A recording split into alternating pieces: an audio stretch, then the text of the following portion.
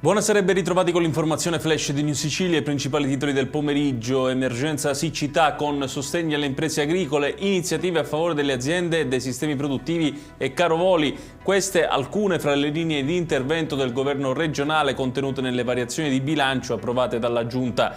La manovra vale complessivamente 350 milioni di euro.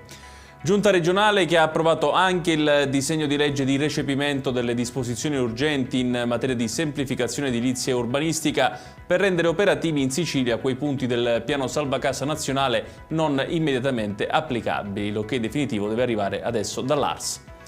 Operazione antimafia dei carabinieri a Palermo che ha portato all'arresto di 4 persone. Agli indagati è stato contestato di aver preso parte ad un'associazione che controllava alcune piazze di spaccio del capoluogo.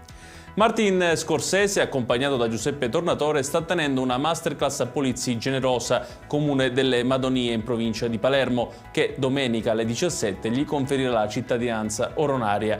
Questo perché i nonni paterni del regista americano erano originari del luogo. E chiudiamo con il meteo. L'alta pressione garantirà anche nella giornata di domani tempo stabile su tutta la regione. A differenza degli scorsi giorni, però, le temperature subiranno un lieve ribasso con le massime che non supereranno i 27 gradi. Ed è tutto per questa edizione. Tutti i dettagli su queste notizie li trovate come sempre sul nostro sito www.newsicilia.it. Grazie per averci seguito e arrivederci.